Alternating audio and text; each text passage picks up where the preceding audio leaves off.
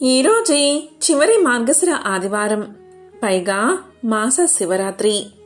ఈరోజు అమావాస్య తిథి కూడా ఉంది. ఎంతో పవిత్రమైన విశేషమైన రోజు ఇది.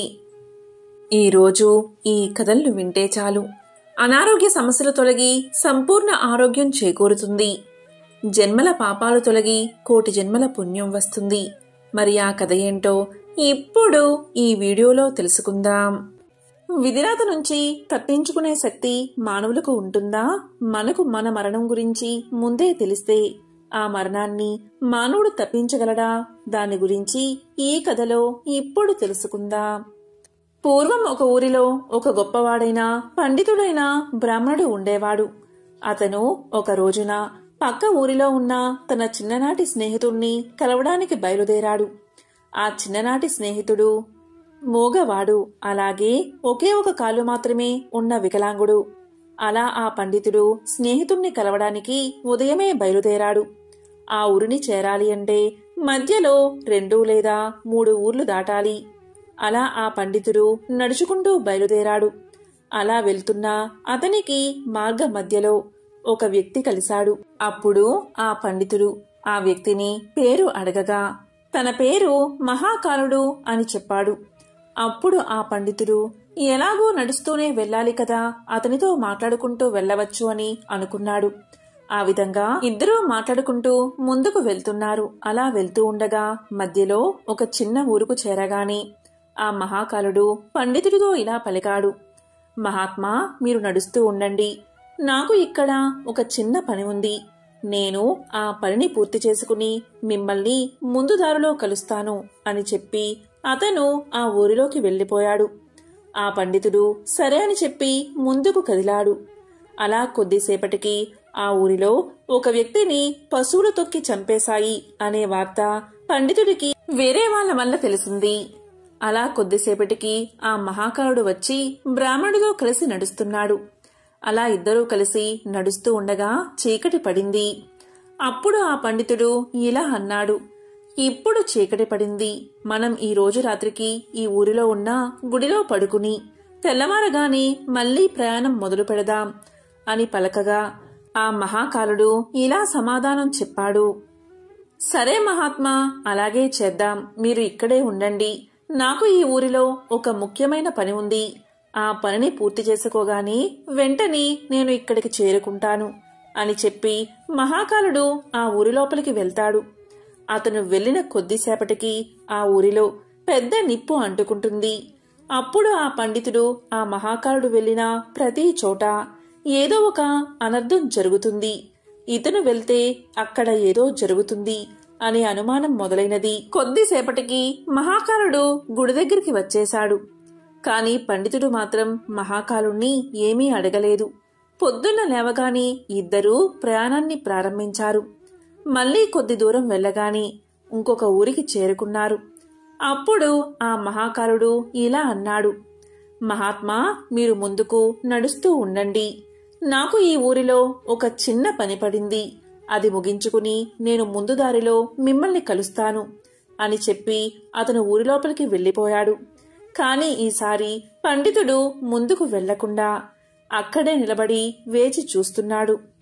కొద్దిసేపటికి ఆ ఊరిలో ఒక వ్యక్తి పాముకాటుకు చనిపోయాడు అనే విషయం పండితుడి చెవున పడింది. ఈ మహాకాలుడు వెళ్లిన ప్రతి చోట ఏదో ఒక ప్రమాదం ఖచ్చితంగా జరుగుతుంది అనుకున్నాడు పండితుడు. ఇందులో ఏదో విషయముంది. అతను వచ్చిన తర్వాత అతన్ని అడిగి తెలుసుకోవాలి అనుకున్నాడు పండితుడు. కొద్దిసేపటికి మహాకాలుడు పండితుడి వద్దకు చేరుకున్నాడు. ఆ పండితుడు మహాకాలుడితో ఇలా అన్నాడు, చూడు, నేను నిన్ను గమనిస్తూనే ఉన్నాను. నీవు ఏ ఊరికి వెళ్లినా నీవు వెళ్లిన కొద్దిసేపటికే అక్కడ ఏదో ఒక ప్రమాదం జరుగుతుంది. ఎవరో ఒకరు మరణిస్తూనే ఉన్నారు. అసలు నువ్వు ఎవరు అని అడుగుతాడు. అప్పుడు ఆ మహాకాలుడు ఇలా చెప్తాడు, మహాత్మా, మీరు మహా జ్ఞానవంతులు. మహాత్ములతో కలిసి నడిస్తే మంచి జరుగుతుందని నేను మీ వెంట నడుస్తున్నాను. నన్ను మీరు గుర్తుపట్టలేదా? నేను ఒక యమదూతను. మా యమధర్మరాజు గారి ఆజ్ఞతో ప్రాణాలను హరిస్తూ ఉంటాను. ఇప్పుడు నేను వెళ్లినా ఊళ్ళలో వాళ్ల ఆయులు తీరిపోయాయి. అందువల్లే వారి ప్రాణాలను హరించి వేస్తున్నాను అన్నాడు మహాకాలుడు. అప్పుడు ఆ పండితుడు ముందుగా కొద్దిగా భయపడ్డాడు. తరువాత ధైర్యం తెచ్చుకుని, నాయనా, నీవు నిజంగా యమదూతవే అయితే ఒక విషయం నాకు చెప్తావా? నీవు తర్వాత తీయబోయే ప్రాణం ఎవరిది అని అడుగుతాడు. అప్పుడు ఆ యమదూత ఇలా సమాధానం చెప్తాడు. మహాత్మా, తరువాత చనిపోయేది ఎవరో కాదు, మీరు ఇప్పుడు కలవడానికి వెళ్తున్న మీ చిన్ననాటి స్నేహితుడే. అతని చావుకి కారణం కూడా మీరే అవబోతున్నారు. మీ వల్లే అతను మరణిస్తాడు అని చెప్పాడు మహాకాలుడు. అప్పుడు ఆ పండితుడు ఎంతో బాధపడతాడు. ఒకవేళ అతను నిజంగానే యమదూత అయితే ఈయన చెప్పింది ఖచ్చితంగా జరుగుతుంది. నా వల్లే నా ప్రియమిత్రుడు మరణిస్తాడు. అలా అస్సలు జరగకూడదు. నేను వెళ్లి కలిస్తేనే కదా నా వల్ల మరణిస్తాడు. అందువల్ల నేను అతన్ని అస్సలు కలవను. నేను కలవకపోతే మరణించడు అని అనుకుని ఆ పండితుడు ఆ స్నేహితుడి దగ్గరకు వెళ్లకుండా అలానే ఆగిపోయాడు. అప్పుడు ఆ యమదూత ఇలా అన్నాడు. మహాత్మా, మీరు మనసులో ఏమి ఆలోచిస్తున్నారో నాకు తెలుసు. మీరు మీ మిత్రుణ్ణి కలవడానికి వెళ్ళకపోయినా అతని తలరాత మారదు. మీ మిత్రుడి మరణం నిర్ణయించబడింది. దాన్ని ఎవరూ మార్చలేరు. ఇంకా కొద్దిసేపటిలో అది జరిగిపోతుంది అన్నాడు మహాకాలుడు. ఆ యమదూత మాటలు విన్న పండితుడు చాలా బాధపడ్డాడు. నా మనసులో నేను అనుకున్న మాటలు ఈ వ్యక్తికి ఎలా తెలిసాయి? అయితే ఇతను ఖచ్చితంగా యమదూతే. ఇతని మాట ఖచ్చితంగా జరుగుతుంది. నా వల్లే నా మిత్రుడు చనిపోతాడు. అందువల్లే నేను వచ్చిన దారిలోనే వెనక్కి వెళ్లిపోతాను అనుకుంటూ ఇంటికి తిరిగి వెళ్లిపోతున్నాడు. అలా వెనక్కి తిరిగి వెళ్తూ ఉండగా స్వయంగా తన వైపు వేగంగా రావడం చూశాడు. తన స్నేహితుడు చాలాసేపటి నుంచి తన వెంట వస్తున్నట్లుగా అనిపించింది. అతను వికలాంగుడు మరియు మగవాడు కావడం వల్ల పండితుణ్ణి చేరుకోలేకపోయాడు. మగవాడు కావడం వల్ల అరవలేకపోయాడు. అలా ఆ మిత్రుడు చాలా ఆయాసపడుతూ పండితుడి దగ్గరకు చేరుకోగాని కింద పడిపోయి ప్రాణాలు వదిలిపెట్టాడు. అప్పుడు ఆ పండితుడు భయంతో వణికిపోతూ ఆ యమదూత వైపు చూసి, అసలు ఏం జరిగింది? నా మిత్రుడు ఎలా మరణించాడు అని అడుగుతాడు. అప్పుడు ఆ మహాకాలుడు ఇలా సమాధానం చెప్తాడు. మీ స్నేహితుడు వెనకాల వెళ్లిన ఊరు నుంచి మీ వెంట వస్తున్నాడు. అతను మూగవాడు, అలాగే ఒంటికాలు అవడం వల్ల అతను మిమ్మల్ని చేరుకోలేదు. మిమ్మల్ని చేరుకోవడానికి తన శక్తిని మించి ప్రయత్నించాడు. అందువల్లే ఆయాసంతో గుండె ఆగిపోయి మరణించాడు. అతను మీ కారణంగానే మరణించాడు. మిమ్మల్ని కలవడానికే కదా వస్తుంది అంటూ సమాధానం చెప్పాడు మహాకాలుడు. అప్పుడు పండితుడు ఇలా పలికాడు. మృత్యువుని ఆపడం ఎవరి వల్ల కాదు. అందరికీ ఏదో ఒకసారి మృత్యు వచ్చి తీరుతుంది అంటూ తన్ని తాను సముదాయించుకుని తన స్నేహితుడి దహన సంస్కారాలు పూర్తి చేశాడు. అప్పుడు ఆ పండితుడికి తన మృత్యువు గురించి తెలుసుకోవాలి అనే కోరిక కలిగింది.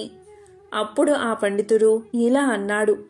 ఓ యమదూత, మరి నాకు మృత్యువు ఎప్పుడు వస్తుందో, ఎలా సంభవిస్తుందో చెప్పండి అని అడుగుతాడు. అప్పుడు ఆ యమదూత ఇలా అంటాడు. మహాత్మా, సాధారణ జీవులకు మృత్యువు గురించి ముందే తెలుసుకోవడం మంచిది కాదు. ఎవరైనా సరే తమ మరణం గురించి ముందే తెలుసుకుంటే దుఃఖాన్ని పొందుతారు. కానీ మీరు చాలా జ్ఞానవంతులు. అలాగే మీ మిత్రుడి యొక్క మరణాన్ని చూసి మరణాన్ని ఎవరూ తప్పించలేరు అనే సత్యాన్ని తెలుసుకున్నారు. కాబట్టి మీ మృత్యువు గురించి మీకు తెలిసినా మీరు అంతగా దుఃఖించరు అని నేను అనుకుంటున్నాను. అందువల్ల నేను మీ మరణ రహస్యాన్ని చెప్తాను. మీ మరణం ఈ రోజు నుంచి సరిగ్గా 6 నెలల్లో సరిగ్గా ఇదే రోజు రాజ్యంలో ప్రజలందరి మధ్యన ఉరివేసి చంపబడతారు. అలా మీకు మరణం సంభవిస్తుంది. ఆశ్చర్యాన్ని కలిగించే విషయం ఏంటి అంటే మీరు నవ్వుతూ ఈ ఉరిని స్వీకరిస్తారు అని చెప్పి ఆ మహాకాలుడు అక్కడ్నుంచి వెళ్లిపోయాడు. ఆ తరువాత పండితుడు కూడా తన ఊరికి వెళ్లిపోయాడు. ఎంతటి పండితుడైనా తన మరణం గురించి ఖచ్చితంగా తెలిస్తే భయం కలుగుతుంది కదా. అలాగే ఆ మృత్యువును తప్పించుకునే ప్రయత్నాలు చేస్తారు. సరిగ్గా ఈ పండితుడు కూడా అదే చేశాడు. పండితుడు గొప్ప విద్వాంసుడు కావడం వల్ల అతనికి ఆ దేశ రాజుగారు బాగా తెలుసు. అప్పుడు ఆ పండితుడు మహారాజు వద్ద గొప్ప గొప్ప జ్ఞానవంతులైన మంత్రులు ఉంటారు. వారి దగ్గరకు వెళ్లి నా గురించి చెప్తే వారు మృత్యువును ఆపే ఏదో ఒక ప్రయత్నం చేస్తారు అని ఆలోచించి మరునాడు ఉదయాన్నే రాజ్యసభకు వెళ్లి జరిగిన వృత్తాంతాన్నంతా చెప్పాడు. అప్పుడు ఆ మహారాజు మంత్రుల సలహాలు అడిగి ఈ పండితుడు చెప్పింది నిజమే అయితే ఇతని మరణం 6 నెలల తర్వాత, అది కూడా వేరే రాజ్యంలో జరుగుతుంది. అందువల్ల ఈ పండితుడు వచ్చే 6 నెలలు ఈ కోటలోనే ఉండాలి అని, దానికి కావలసిన అన్ని సౌకర్యాలు ఏర్పాటు చెయ్యమని ఆదేశించాడు. నా అనుమతి లేకుండా ఈ పండితుణ్ణి ఎవరూ కలవకూడదు. అలాగే పండితుడు మాత్రం స్వేచ్ఛగా తిరగవచ్చు అని ఆదేశించాడు మహారాజు.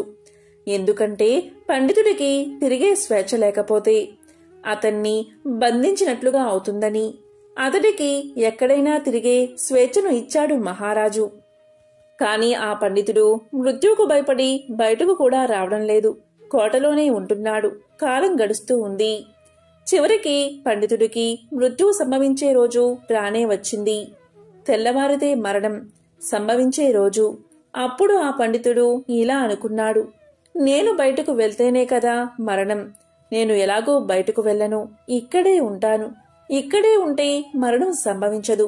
ఇక నేను మరణాన్ని తప్పించుకున్నట్లే అని అనుకుని ఆనందంగా ఆ రోజు రాత్రి త్వరగానే పడుకున్నాడు. ఆ పండితుడికి నిద్రలో నడిచే అలవాటు ఉంది. ఆ విషయం అతనికి కూడా తెలియదు. అలా ఆ పండితుడు నిద్రలో నడుచుకుంటూ బయటకు వచ్చి ఒక గుర్రపు బండి మీద కూర్చున్నాడు. పండితుడికి ఎక్కడైనా తిరిగే స్వేచ్ఛ ఉంది కాబట్టి అతన్ని ఎవరూ ఆపలేదు. అలా అతను గుర్రపు బండిపైనే వెళ్తూ పక్కన ఉన్న రాజ్యంలోకి ప్రవేశించాడు. రాత్రి సమయం కావడం వల్ల అందరూ గాఢ నిద్రలో ఉన్నారు. ఆ పండితుడు గుర్రపు బండి దిగి నడుచుకుంటూ నేరుగా మహారాణి పడక గదిలోకి చేరుకుని మహారాణి మంచంపైనే పడుకున్నాడు.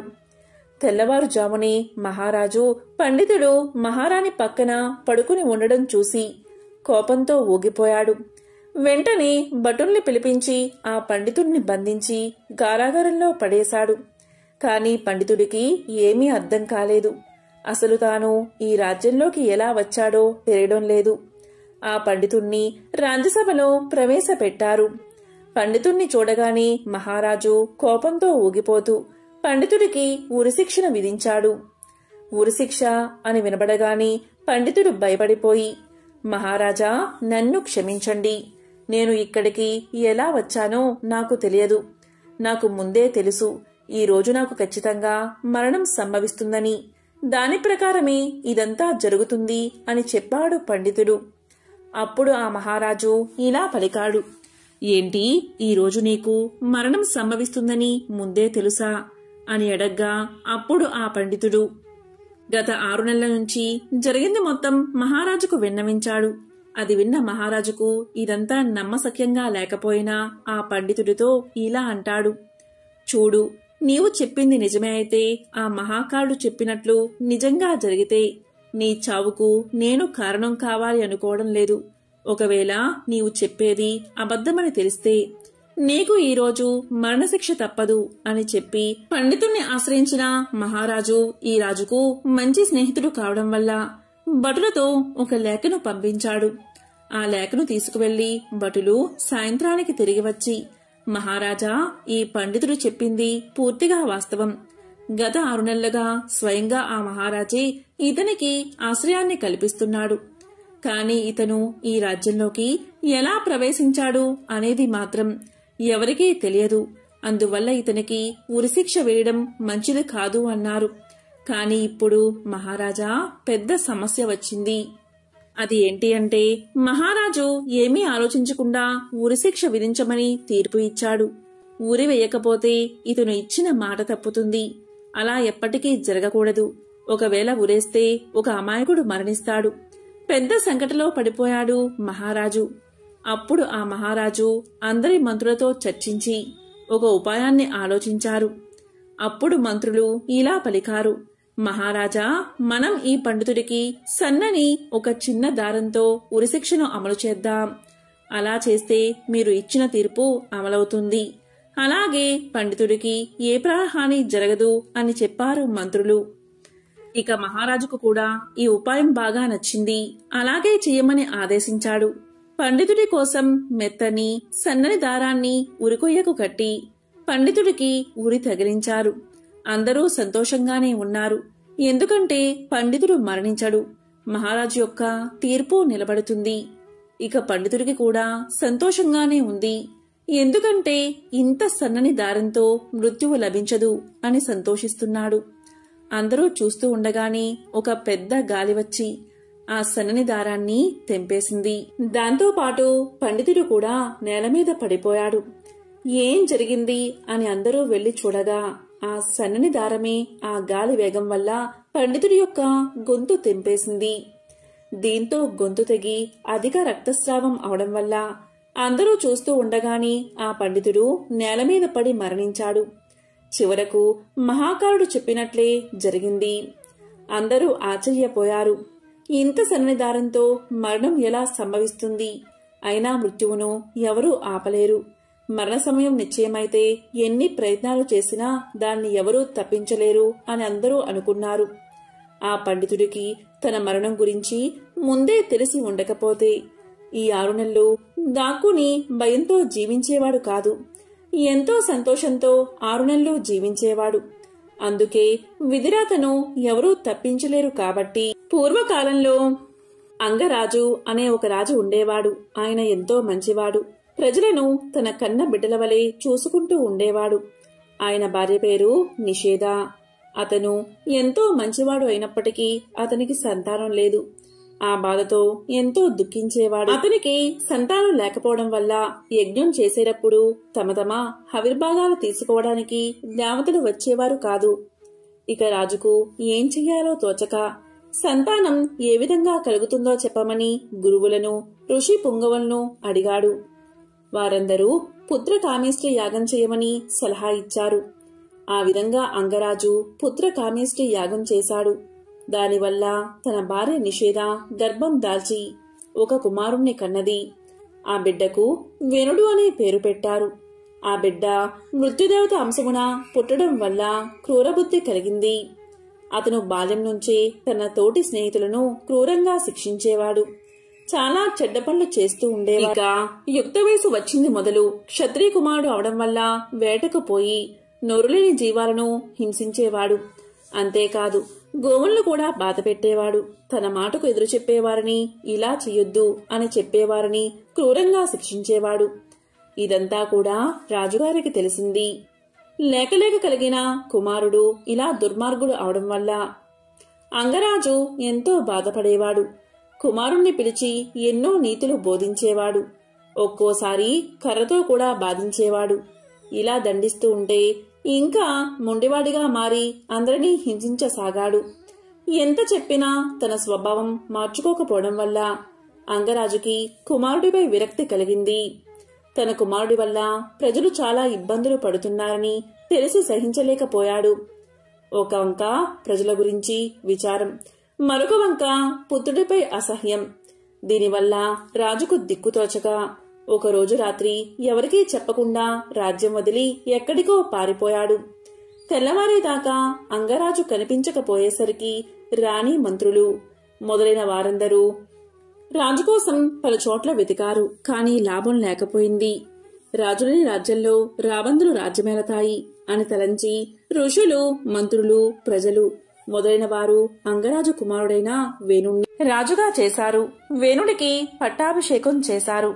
తనకు రాజ్యాధికారం వచ్చిన దగ్గర్నుంచి వేణుడు మరింత దుర్మార్గుడిగా మారిపోయాడు. తన కంటికి ఎవరైనా స్త్రీ కనిపిస్తే వారిని చెరపట్టేవాడు. ఎవరైనా అడ్డం వస్తే అక్కడికక్కడే కత్తితో నరికేవాడు. ఇక ప్రజల పంటలపై పడి ధాన్యాన్ని దోచుకునేవాడు. అదీకాక ఆ రాజ్యంలో దొంగలు అధికమై ప్రజలను హింసించసాగారు. ప్రజలకు శాంతి అనే మాట లేకుండా పోయింది. ఆ రాజు ఎవరినీ లెక్క చేయక రోజురోజుకు దుర్మార్గుడిగా మారుతున్నాడు. యజ్ఞ యాగాది క్రతువులయందు హవిర్భాగం తనకే ఇవ్వాలని తాను దేవతలకు ఎంతమాత్రం తీసిపోనని వాదించేవాడు. ఇలా చేయనివారిని కఠినంగా దండించేవాడు. ఇక అప్పటి వరకు రాజకుమారుడు అని చూసినా ముళ్లకు కోపం అధికమైంది. రోజురోజుకు అఘాయిత్యాలు పెరిగిపోతున్నాయి. అతని దగ్గరకు వెళ్లి కొన్ని నీతి వాక్యాలు, ధర్మము బోధిద్దాము, వినుకుంటే అప్పుడే శిక్షిద్దాము అని రాజు దగ్గరకు, వేణుడి దగ్గరకు మహర్షులు వెళ్లారు. వాళ్ళు ఇలా పలికారు: ఓ మహారాజా, నీవు ఈ విధంగా ప్రజలను బాధించడం తగదు. యజ్ఞయాగాది క్రతువులను అడ్డగించడం తగదు. నీవు ఇప్పటికైనా మంచి మార్గంలో నడుచుకో, లేకపోతే నీ ప్రాణాలు నీకు దక్కవు అని కఠినంగా చెప్పారు. కాని వారి మాటలు రాజు కొంచెం కూడా లెక్క చేయలేదు. వేణుడు ఋషులతో ఇలా పలికాడు: ఓహో, మీరేనా నన్ను చంపేది అని గట్టిగా అరిచాడు. ఎంత చెప్పినా దుష్టబుద్ధి మార్చుకోలేదు. నీవు ఈ క్షణమే మరణిస్తావు అని శపించారు ఆ మునులు. వెంటనే వేణుడి ప్రాణాలు పోయాయి. కుమారుడి మరణానికి నిషేధ మిక్కిలి దుఃఖించి కుమారుడి కళేబరం దగ్గరకు వెళ్లి ఆ శరీరాన్ని ఒకచోట భద్రంగా ఉంచింది. వారికి ఇక సంతానం లేనందున ఆ తరువాత రాజు అయ్యేవారు లేకుండా పోయారు. ఇక మంత్రులు, ప్రజలు మునుల దగ్గరకు పోయి రాజ్య సంరక్షణ చేయమని ప్రార్థించారు. ఆ మునులు తమ మంత్ర ప్రభావం వల్ల వేణుడి మృత శరీరం నుంచి ఒక పురుషుణ్ణి పుట్టించి అతనికి మృదురాజు అని పేరు పెట్టారు. ఆ మృదురాజు కేవలం విష్ణుమూర్తి అంశాన పుట్టినవాడు అవడం వల్ల బాల్యం నుంచి మంచి ప్రవర్తన ఉండేది. అతను పెరిగి పెద్దవాడయ్యాక ప్రజల అభిప్రాయం ప్రకారం ఋషులు అతనికి రాజ్య పట్టాభిషేకం చేశారు. ఇంతకు ముందు వేణుడి చెడు పనుల వల్ల దేవతలు కోపగించి వర్షం పడకుండా చేశారు. అందువల్ల భూమి ఫలింపకపోవడం చేత దేశంలో కరువు పెరిగింది. ప్రజలు తినడానికి తిండి లేక, దాహానికి నీరు లేక ఎంతో బాధపడసాగారు. ప్రజల కష్టాలు తీర్చకపోతే నా పరిపాలన దండగా అని మృదు చక్రవర్తి అనేక యజ్ఞాలు చేశాడు. దేవతలు మృదు చక్రవర్తి యొక్క ప్రవర్తన చూసి ఎంతో సంతోషించి వర్షాన్ని కురిపించారు. కాని భూమి మాత్రం అలాగే ఫలించకుండా ఉంది. దీనికి కారణం ఏమిటి అని అనేక విధాలుగా భూదేవిని పూజించాడు మృదు చక్రవర్తి. అయినా భూదేవి శాంతించలేదు. భూమిని పంటకు అనువైన భూమిగా మార్చలేదు. దానివల్ల ఇంకా కరువు పెరిగింది. అన్నం దొరకక ప్రజలు నానా ఇబ్బందులు పడ్డారు. ఇలా తన ప్రయత్నాలన్నీ విఫలం అవడం చేత మృదు చక్రవర్తి కోపంతో భూమిని చీల్చి తీసుకువస్తానని, భూమిని ఫలించేలా చేస్తానని ప్రతిజ్ఞ చేశాడు. అతని ప్రతిజ్ఞ విన్న భూదేవి భయపడి గోరుపుం ధరించి సత్యలోకానికి పారిపోయింది. ఇక మృదు చక్రవర్తి పట్టు వదలక బాణం సంధించి భూదేవిని వెంబడించాడు. సత్యలోకంలో రక్షణ లేకపోవడం వల్ల భూదేవి కైలాసానికి పారిపోయింది. అక్కడ కూడా దిక్కులేక వైకుంఠానికి పారిపోయింది. అప్పుడు శ్రీ మహావిష్ణువు భూదేవిని చూసి, ఓ సాధ్వి, మృదు చక్రవర్తి నా అంశాన జన్మించి ఉన్నాడు. కాబట్టి నేను అతనితో విరోధం పెట్టుకోలేను. నీవే అతన్ని శరణువేడు, అతను తప్ప ఎవ్వరూ నిన్ను రక్షించలేరు అని చెప్పాడు విష్ణువు. ఇక భూదేవి చేసేది లేక తన వెంట వస్తున్న మృదు చక్రవర్తికి ఎదురుగా వెళ్లి ఇలా పలికింది: ఓ మహానుభావా, నన్ను చంపకు. నేను ఇప్పుడు గోమాత రూపంలో ఉన్నాను. నా పాలు పితుకు, దానివల్ల నీకు కావలసినవన్నీ దక్కుతాయి. నన్ను రక్షించు అని పలికింది. ఇక మృదు చక్రవర్తి భూదేవి చెప్పిన ప్రకారం చేసి సర్వజనులకు కావలసినవన్నీ సమకూర్చాడు. అప్పట్నుంచి ఆ చక్రవర్తికి పృథ్వీ అనే నామం వచ్చింది. ఈ విధంగా జనులకు కావలసినవన్నీ సమకూర్చి ధర్మ మార్గాన అనేక సంవత్సరాలు రాజ్యాన్ని మృదు చక్రవర్తి పరిపాలించాడు. చివరకు శ్రీ మహావిష్ణువు యందు ఐక్యమయ్యాడు. కాబట్టి పరులను హింసించేవారు సమూలంగా నశిస్తారు. వంగ అను దేశంలో బబ్రు వాహనుడు అనే రాజు ఉండేవాడు. అతనిది విశాలమైన రాజ్యం. సమర్థవంతమైన పరిపాలనతో తన రాజ్యాన్ని శత్రువుల బారిన పడకుండా రక్షిస్తూ ధర్మ మార్గాన పాలన సాగిస్తూ ఉండేవాడు. అతని యుగం కృతయుగం అంటే సత్యయుగం కదా. భూమికి 4 దిక్కులా సత్యమే వర్ధిల్లేది. అలాంటి కాలంలో సత్యానికే పాఠాలు చెప్పే విధంగా పాలన సాగించేవాడు బబ్రు వాహనుడు. బబ్రు వాహనుడు అంటే అర్జునుడి కొడుకు కాదు, కేవలం పేరుకు మాత్రమే బబ్రు వాహనుడు. అతని కాలంలో రోగులు లేరు, పాపాత్ములు లేరు, దొంగలు లేరు, హంతకులు లేరు. అద్భుతమైన పాలన మాత్రమే ఉండేది. ఒకరోజు బబ్రువాహనుడు అడవికి వేటకు బయలుదేరాడు. 100 గుర్రాలపైన స్వారీ చేస్తూ వెంబడి 100 మిత్రులు, వందలాది మంది సైనికులు, వీరందరి అవసరాలు తీర్చే సేవకులు రాజును అనుసరించారు. అద్భుతమైన అట్టహాసం, హడావిడితో వేట కొనసాగింది. ఎన్నో అడవి జంతువులను వేటాడుతూ ఆఖరికి ఒక లేడీపైన బాణం విసిరాడు బబ్రు వాహనుడు. ఆ లేడీ చాలా తిక్కలేడి. అది ఎంతగా గాయపడినా లెక్క చెయ్యక బాణపు వేగంతో పారిపోవడం మొదలుపెట్టింది. ఆ క్షణం రాజు ఒక సాధారణ వేటగాడిలా మారిపోయాడు. తన వెంట మిత్రులు ఉన్నారని, పరివారం ఉందని మరచిపోయి తప్పించుకోబోతున్న లేడి వెంటపడి తాను కూడా వేగంగా పరిగెత్తాడు. చివరికి అడవిలో ఒంటరిగా మిగిలిపోయాడు. కాని ఎలాగోలాగా లేడిని పట్టుకోగలిగాడు. అయితే అందుకోసం చాలా సమయాన్ని కేటాయించాల్సి వచ్చింది. లేడి వెంట పరుగులు తీస్తున్నంతసేపు అతనికి ఆకలి దప్పికలు అర్థం కాలేదు. కాని లేడి చిక్కి లక్ష్యం పూర్తి కాగానే అతని ఆకలి దప్పికలు చుట్టుముట్టాయి. అంతసేపు లేడి కొరకు వేటాడిన రాజు ఆకలి దాహాలను తీర్చుకోవడం కోసం వెతుకులాట మొదలుపెట్టాడు. అదృష్టవశాత్తు అక్కడికి సమీపంలోనే ఒక సరస్సు కనబడింది. అందులో ముందుగా స్నానం చేసి తరువాత నీరు తాగి ఒడ్డున ఉన్న ఒక చెట్టు కింద తన పరివారం కోసం ఎదురు చూస్తూ విశ్రాంతి తీసుకోసాగాడు. అనుకోకుండానే రాజుకు నిద్ర ముంచుకు వచ్చి కనులు మూతపడసాగాయి. ఈలోగా సమీపంలో కలకలం వినబడింది. రాజు కలవరపడుతూ కళ్ళు తెరిచి చూశాడు. అతనికి సమీపంగా ఎదురుగా 100 ప్రేతాలతో కలిసి ప్రేత వాహనుడు అనే పేరుగల ప్రేతరాజు అక్కడికి వచ్చాడు. ప్రేతాలంటికి ఎముకలకు బిగుతుగా చర్మాన్ని అతికించినట్లుగా ఉన్నాయి. ఎక్కడా కూడా అంగుళం మందం మాంసమైనా లేదు. వాటి ఆకారాలు భయం గొలిపేలా ఉన్నాయి. ప్రేతాలు హఠాత్తుగా కనబడితే ఎవరికైనా భయం కలుగుతుంది. కాని అక్కడ ఉన్నది యుద్ధరంగంలో పరాక్రమాన్ని ప్రదర్శించే బబ్రువాహన మహారాజు. అందువల్ల ముందుగా కొంచెం కలవరం కలిగిన వెంటనే తన విల్లును అందుకుని ప్రేతాలపైకి ఎక్కుపెట్టాడు మహారాజు. కాని బాణం వదలకుండా వారితో ఇలా అన్నాడు. ఎవరు మీరంతా? ఇంత భయంకరంగా ఉన్నారు. ఎక్కడ్నుంచి వచ్చారు? మీ శరీర ఆకృతులు ఇంత వికృతంగా ఉన్నాయేమిటి అని అడిగాడు. అప్పుడు ప్రేతాల నాయకుడైన ప్రేత వాహనుడు రాజుతో ఇలా పలికాడు. మహారాజా, మీ దర్శన భాగ్యం వల్ల మాలో ప్రేతభావం నశించిపోయింది. మాకు ఉత్తమ గతులు ఇక లభించే తీరతాయి అన్నాడు. ప్రేత వాహనుడి మాటలు రాజుకు అర్థం కాలేదు. అదే విషయం రాజు ఇలా అన్నాడు. ఓ ప్రేతమా, నువ్వేమి మాట్లాడుతున్నావు? నాకు అర్థం కావడం లేదు. నాకు అర్థమయ్యేలా చెప్పు అన్నాడు. దానికి ప్రేతవాహనుడు ఇలా పలికాడు. రాజా, ఈ ప్రేతాలన్నీ ఒకప్పుడు మనుషులే. కాని చేసుకున్న పాపాల వల్ల ప్రేతాలుగా మారిపోయాయి. ఎవరికైతే అగ్ని సంస్కారం, శ్రాద్ధం, తర్పణం జరగవో వారంతా ప్రేతాలై తిరుగుతారు.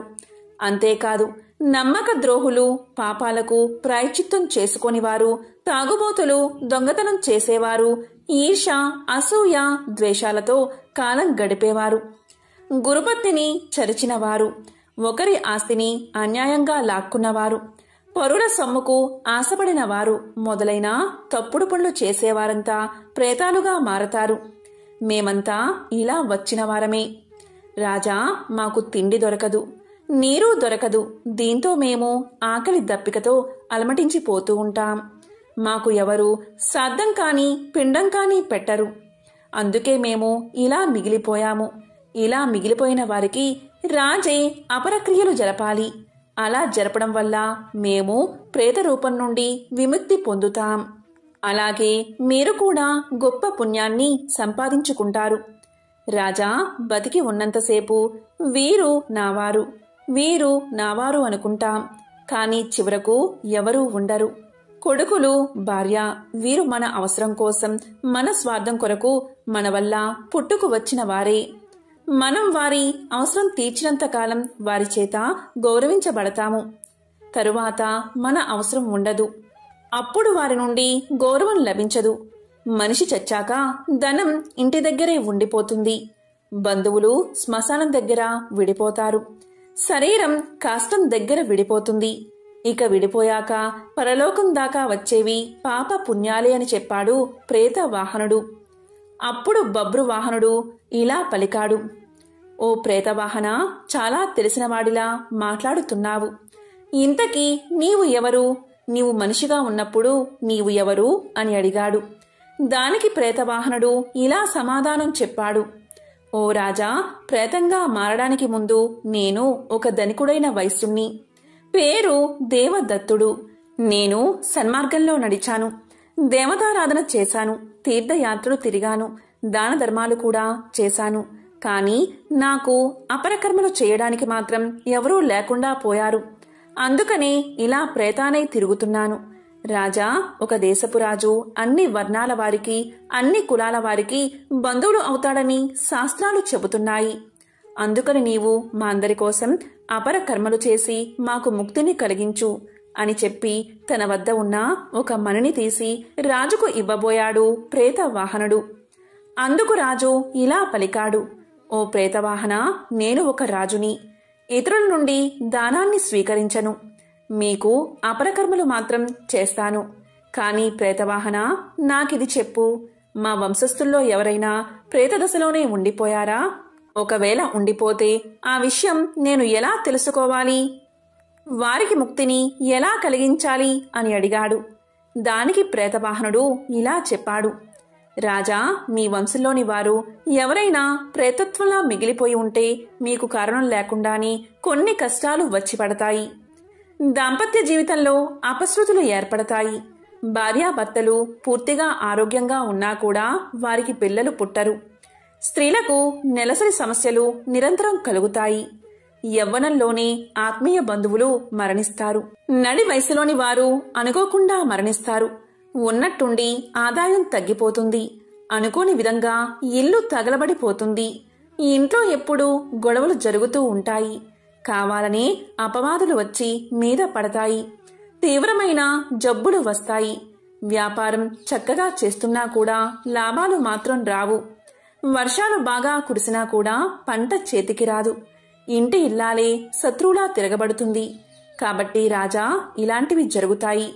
ఇవన్నీ అపారకర్మ చేయనందువల్ల ఆకలి బాధతో తిరిగే ప్రేతాల వల్లే జరుగుతాయి. కాబట్టి మన వంశం వారు ఎవరైనా ప్రేతాల్లా మారి తిరుగుతున్నారా అని ఇలా గుర్తించవచ్చు అని చెప్పాడు ప్రేతవాహనుడు. ఇదంతా విన్న తర్వాత బభ్రువాహన మహారాజు తన నగరానికి వెళ్లి ప్రేతాల విముక్తి కోసం శ్రాద్ధ అపరకర్మలు చేయించాడు. అంతటితో ప్రేతవాహనుడికి, అతనితో ఉన్న ప్రేతాలకు విముక్తి కలిగింది. వారంతా ఎంతో సంతోషంగా స్వర్గాన్ని చేరుకున్నారు. పూర్వం ఒక ఊరిలో ఒక యువకుడు ఉండేవాడు. అతడు చాలా సున్నితమైన మనసు కలవాడు. అతన్ని ఎవరైనా అన్నారు అంటే, లేదా ఏదైనా చిన్న సంఘటన అతనికి బాధ కలిగించేలా జరిగినా అతను రోజంతా దాని గురించే ఆలోచిస్తూ ఉండేవాడు. తనకు జరిగిన సంఘటనకు కారణం తన దురదృష్టమే అని, అలాగే ఆ భగవంతుడే అని అనుకునేవాడు. అదేవిధంగా తనను బాధపెట్టిన వ్యక్తిపై ఎలా అయినా పగ తీర్చుకోవాలి అని రోజంతా ఆలోచించేవాడు. ప్రతి విషయాన్ని ఇలా అతిగా ఆలోచించడం వల్ల అతను ఎవరితోనూ సరిగ్గా ఉండేవాడు కాదు. అలాగే తాను చేసే పని మీద కూడా ధ్యాస పెట్టేవాడు కాదు. అతను ఎప్పుడూ అశాంతితో రగిలిపోయేవాడు. ఈ పరిస్థితి గమనించిన అతని మిత్రుడు ఒకడు అతనికి ఒక సలహా ఇస్తాడు. దగ్గరలో ఉన్న ఒక ముని ఆశ్రమంలో ఒక గురువు ఉన్నాడని, అతన్ని కలిస్తే నీ సమస్యకు ఏదో ఒక పరిష్కారం చూపిస్తాడని స్నేహితుడు చెబుతాడు. ఇక ఆ యువకుడు ఆ ఆశ్రమానికి వెళ్లి గురువుగారిని కలిసి తాను ఎలా అయితే ఒక విషయం గురించి పదే పదే ఆలోచిస్తాడో ఆ గురువుకు వివరించి చెప్తాడు. ఆ యువకుడి సమస్యను విన్న ఆ గురువు ఏమీ మాట్లాడకుండా ఆశ్రమం లోపలికి వెళ్లిపోతాడు. ఆ గురువు ఏమీ మాట్లాడకుండా లోపలికి వెళ్లడంతో ఆ యువకుడు ఆశ్చర్యపోతాడు. ఆ యువకుడికి ఏం చెయ్యాలో అర్థం కాక అలాగే నుంచునిపోతాడు. కొంత సమయం తర్వాత ఆ ఆశ్రమ గురువు నీళ్లు ఉన్న ఒక చిన్న మట్టి పాత్రతో బయటకు వస్తాడు. బయటకు వచ్చి ఆ యువకుడి ముందు నిల్చుని ఉంటాడు. ఇలా పలుకుతాడు.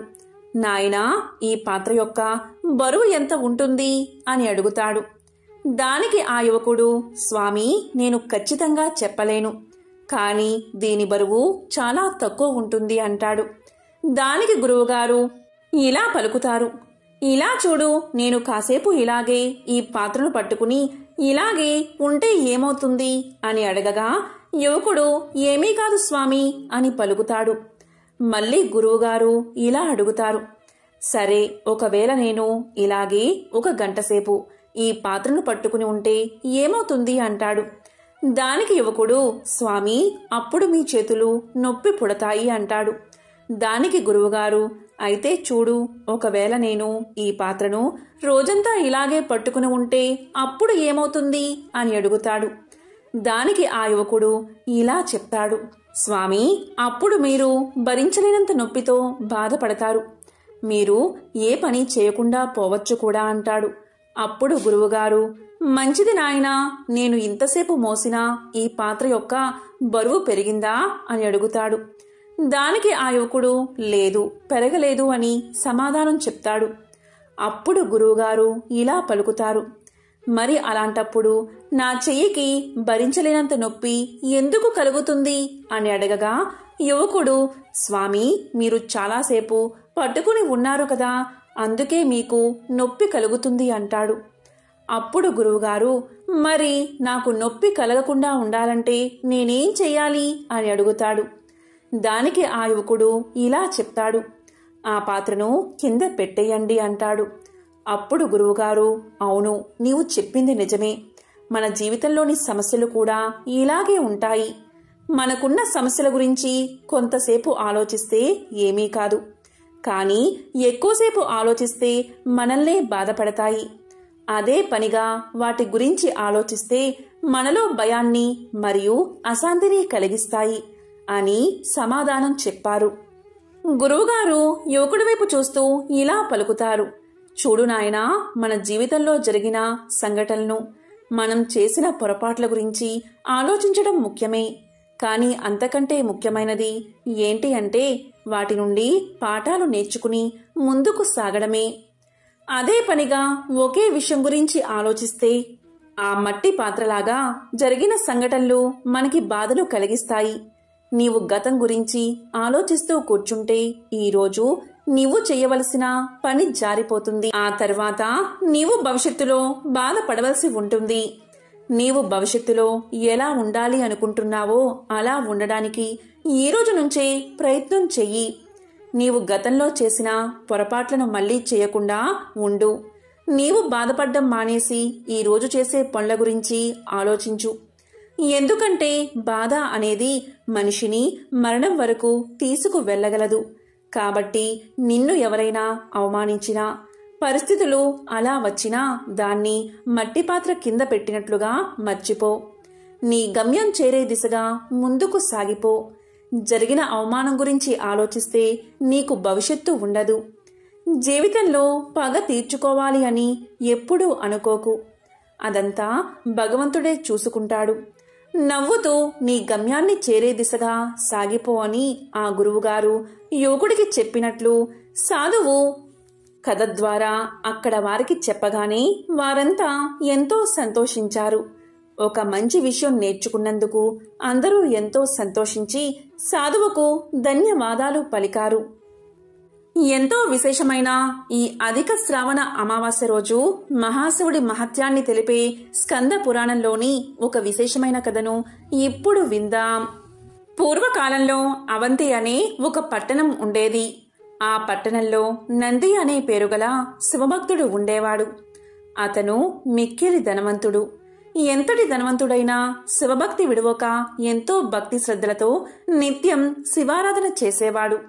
ఆ పట్టణానికి తూర్పు దిక్కున ఒక అడవి ఉంది. ఆ అడవిలో ఒక శివలింగం వెలిసింది. అది గమనించిన నంది అక్కడ గుడి కట్టాలని నిర్ణయించుకున్నాడు. అదే కాక అతని దగ్గర చాలా ధనం కూడా ఉంది. ఎవరి సహాయం అవసరం లేకుండానే దేవాలయాన్ని నిర్మించి నిత్యం పంచామృతాలతోనూ, పుష్పాలతోనూ, సువర్ణాభిషేకాలతోనూ మంత్రపూర్వకంగా ఆ మహాశివయ్యను పూజిస్తూ ఉండేవాడు. ఇలా చాలా రోజులు గడిచిపోయాయి. ఈ విధంగా నంది ప్రతిరోజు ఆ గుడిలోని శివలింగానికి పూజలు చేస్తూ ఉండేవాడు. ఇలా ఉండగా ఒకరోజు ఆ పట్టణానికి దగ్గరలో ఒక గ్రామంలో నివసించే వేటగాడు తన కుల వృత్తి ప్రకారం పక్షి వేటకై బయలుదేరి అడవిలోకి ప్రవేశించాడు. అలా అడవిలో కొంత సమయం తిరిగి వేట ముగించుకుని అలసిపోయి ఇంటికి వెళ్లే మార్గంలో అడవిలో ఉన్న శివాలయాన్ని చూశాడు. వెంటనే శివాలయంలోకి ప్రవేశించాడు. అక్కడ గుడిలోకి వెళ్లి శివలింగాన్ని చూసిన వెంటనే ఆ కిరాతకుడికి ఏదో తెలియని భక్తిభావం కలిగింది. ఈ విధంగా శివలింగానికి పూజ చెయ్యాలి అనే బుద్ధి పుట్టింది. కాని ఆ దట్టమైన అడవిలో శివుణ్ణి పూజించడానికి ఏమీ దొరకలేదు.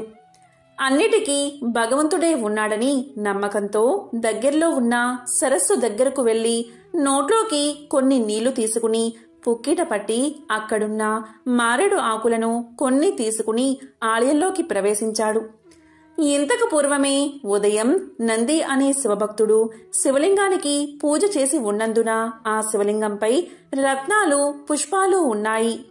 వాటిని అవతలకు పారవేసి తన నోట్లో ఉన్న నీటిని అభిషేకానికి వినియోగించి తాను తెచ్చిన మారేడు ఆకులతో శివలింగాన్ని పూజించి తాను వేటాడిన పక్షి మాంసాన్ని శివయ్యకు నివేదించి ఎంతో భక్తితో ఆ శివలింగాన్ని ఆలింగనం చేసుకుని ప్రదక్షిణలు చేసి నమస్కారం చేసి కొంతసేపు ధ్యానించిన తర్వాత తన నివాసానికి వెళ్లిపోయాడు.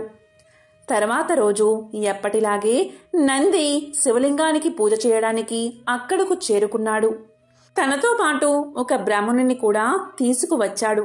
వారిద్దరూ గుడిలోకి ప్రవేశించి చూడగా అంతా అపరిశుభ్రంగా ఉంది. ఎవరు ఇలా చేశారు అని నంది ఎంతో బాధపడి ఆ స్థలాన్ని శుద్ధి చేశాడు. తరువాత యథావిధిగా తన పూజ ముగించుకుని తన గృహానికి వెళ్లిపోయాడు.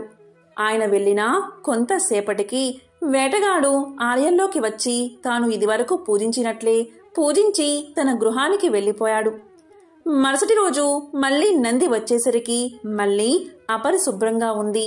ఇదంతా చూసిన నంది ప్రతిరోజు ఇలా ఉంటే కష్టమని భావించి బ్రాహ్మణుడితో చర్చించి గుడిని ఎవరో అపరిశుభ్రం చేస్తున్నారని తలచి గుడిలో ఉన్న శివలింగాన్ని నెత్తిమీద పెట్టుకుని తన గృహానికి తీసుకుపోయి తన ఇంట్లో పూజలు చేయడం మొదలుపెట్టాడు. శివలింగం తీసుకుపోయినంత మాత్రాన సర్వవ్యాప్తుడైన శివుడు అక్కడ లేకుండా పోతాడా? అంత మాత్రాన నిశ్చల భక్తి తత్పరుడు అయిన కిరాతుని పూజా విధానానికి భంగం కలుగుతుందా? ఎప్పటిలాగే మధ్యాహ్నమయ్యేసరికి కిరాతుడు శివారాధనకై గుడికి చేరుకున్నాడు. కాని అతను గుడిలోకి వెళ్లి చూసేసరికి అక్కడ శివలింగం కనిపించలేదు. ఆ క్షణమే కిరాతుడు విచారం చెంది ఏడవడం మొదలుపెట్టాడు. అలా ఏడుస్తూ అతను తన 2 చేతుల్లో జోడించి ఇలా పలికాడు: స్వామి, నేను కేవలం నీ కుమారుడు లాంటి వాడిని. నిన్ను ఎలా పూజించాలో నాకు తెలియదు. రత్నాలతో పూజించడానికి నేను పేదవాడిని. పువ్వులతో పూజించడానికి నా దగ్గర పువ్వులు లేవు. నా హృదయం అనే పువ్వునే నీకు అర్పించి పూజిస్తున్నాను. నా పూజా విధానంలో ఏదైనా తప్పు ఉంటే నన్ను మందలించు. అంతేకాని నీవు ఇలా కనిపించకుండా ఉండడం తగదు. సదాశివా, నీవే కనిపించకుండా ఉంటే నాకు ఈ లోకంతో పనేలేదు. నీ కుమారుడిపై కోపగించడం నీకు తగదు. స్వామి, ఎప్పటిలాగే ఇక్కడ కనిపించి నా పూజ స్వీకరించు. నన్ను మన్నించు. నేను నిన్ను పూజిద్దామని ఇక్కడకు చేరుకున్నాను. కాని నాకు కనిపించకుండా ఉండడం భావ్యమా? నీవు నాకు కనిపించకపోతే ఇక్కడే నీ ఎదుట నా ప్రాణాలు విడిచిపెడతాను అని అనేక విధాలుగా ప్రార్థించాడు. కాని ఆ పరమేశ్వరుడు సాక్షాత్కరించలేదు. ఈ విధంగా మరికొంతసేపు వేడుకున్నాడు. అప్పుడు ఎంతో భక్తిపరుడైన ఆ కిరాతుడు తన జీవితంపై విరక్తి చెంది ఇక ఈ జన్మ నాకు అవసరం లేదని భావించి హరహర అంటూ శివనామస్మరణ చేస్తూ తన దగ్గర ఉన్న కత్తితో ఒక్క వేటున తన శిరస్సును ఖండించుకున్నాడు. వెంటనే అతనికి తలను అతికించడానికి కైలాసం నుంచి పరమేశ్వరుడు ప్రత్యక్షమయ్యాడు. అప్పుడు దివి నుండి దేవదుందువులు మోగాయి, పూలవానలు కురిశాయి. బ్రహ్మాది సకల దేవతలు మహేశ్వరుణ్ణి కీర్తించారు. నారదుడు శివగీతాలను పాడుతూ నృత్యం చేస్తూ వచ్చాడు. ఈ విధంగా ప్రకృతి అంతా ఎంతో రమణీయంగా మారింది. దానితో శివభక్తుడైన నంది భక్త శిఖామణియగు కిరాతుణ్ణి చూడడానికి గుడిలోకి ప్రవేశించాడు. అతను గుడిలోకి రాగానే పరమేశ్వరుడి ముందు చేతులు కట్టుకుని నిల్చున్న కిరాతుడు అతనికి కనిపించాడు. మరుక్షణమే నంది తన అవివేకానికి సిగ్గుపడి సదాశివ అని శివుణ్ణి అనేకసార్లు భక్తితో ధ్యానించి ఎంతో సంతోషంతో వేటగాన్ని కౌగలించుకుని, అన్నా, నీ మూలంగా నా జన్మ తరించింది. ఇది వరకు కేవలం నిన్ను మూర్ఖుడివి అనుకున్నాను. నన్ను క్షమించు. అసలు నిజమైన భక్తుడు అంటే నీవే అని కీర్తించాడు. అప్పుడు మహాశివుడు నందిని చూసి, ఓ నంది, నీవు కూడా నాకు నచ్చిన భక్తుడవే. మీ ఇద్దరూ కూడా సూర్యచంద్రులు ఉన్నంత వరకు నా వద్దనే ఉండాలి అని పలికి ఆ మహాశివుడు వారిద్దరినీ తీసుకుని కైలాసానికి వెళ్లిపోయాడు. ఓం నమో నారాయణాయ. ఓం నమః శివాయ.